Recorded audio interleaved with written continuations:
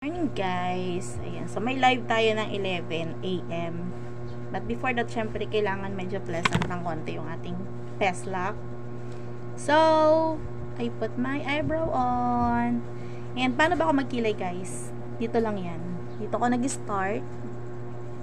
Ayan, enhance, drawing, ganyan, ayan, konti lang.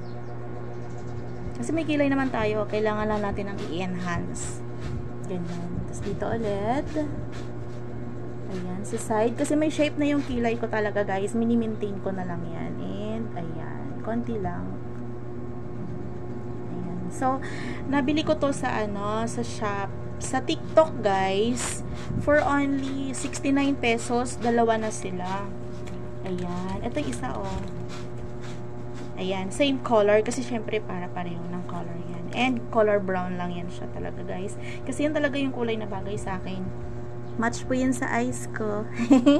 Ayan po, ang eyes ko, ayan. So, sabi nila para daw ako may contact lens. Pero hindi po, wala pa akong contact lens guys. It's natural, kaya lang malabo ang aking eyesight. Kasi ano yun sabi ni doktor, yung yung ophthalmologist. Ophthalmologist pala. Magkaiba ang opto sa opta ha. Ophthalmologist sa Santa Rita Hospital. Meron daw akong bio-optic. One word po bio-optic. It's like yung panlalabo nga ng mata. Pero, before, sabi niya, pwede daw ako magsalamin. Pero, i-expect ko na daw natataas yung aking grado. So, minabuti ko pong hindi magsalamin. And then, magli-lipstick tayo ng konti lang. So, magli-line muna tayo. Ganyan guys. Yan ang uso ngayon guys. May palinya-linya. Diba? Kasi ang iba guys, gusto nila pinapalaki nila yung kanilang labi. Ako kasi malaki na yung labi ko. Wala nang pagsiglan sa labi ko guys. Ayan. Kasi mas maganda guys mag-apply ng lipstick kapag may linya na siya talaga. So, iwas, kalat-kalat dyan. Iwas, sabog-sabog. Ganon. Diba? Wala tayong pang-upload, guys. Kaya itong content natin dito. So, pagpasensya nyo na si Inday. Yung mga paganyang effect pala yan. Ayan. And, huwag nyo na po intindihin yung mga pores ko dyan, ha? Ganyan talaga tayo. Mahirap kasi maging mahirap. Para-paraan na lang dyan sa paglilinis ng pores para hindi naman masyadong ayan. Buti nga guys, unti-unti na nawawala yung mga dark spots ko kasi sa allergy, diba? Ayan, so nag-iingat-ingat na tayo sa pudding ngayon. Huwag na tayo maging sobrang matakaw and nag-exercise na tayo ng konti sa gabi guys bago matulog. Ayan. Kasi may exercise para lumiit ang pace kasi sobra talaga ng ko. Tapos, ito parang hindi pantay guys kasi may parang, alam mo yun, inborn sa akin yung parang meron akong yung birthmark. So malapad-lapad hanggang dito yan.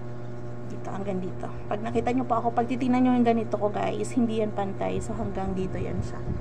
Ayan. Kaya parang nakala mo hindi pantay, pero pantay naman yan siya. Nagpulbo kasi ako. Kaya hindi ako masyadong ganyan-ganyan kasi ayoko rin yung to do skincare kasi dahil na ganyan. Pangit pag hindi pantay, diba? So, ayan. Mag-apply na tayo ng lipstick. Ayan. So, ang gamit ko, guys, ay Matte Young Vision Nude lipstick. Ayan. Ayan. Finish. Kunti lang. Ayan. So, ayun, guys. Ang ganda ng color ng lipstick, guys. Nude color. Sa TikTok din, syempre. Ay, 136.75. Ayan. And maganda siya kasi. Kahit kumain ka, hindi nabubura. Ayan na. Diba? Ayan. So, konti lang apply mo, pwede na. Ready sa live. Ganun na guys, kasimple. Wala na mga anik-anik charm. So, ayan, nagtirintas na ako ng buhok ko kasi magulo ngayon, mainit. So, ilan tirintas na siya. Yan lang. Nag-braid ako. Ganyan lang. Tapos na tayo guys. And may pa chimeme tayo dyan. Bye! Have a good vibes, beautiful people. God bless you all.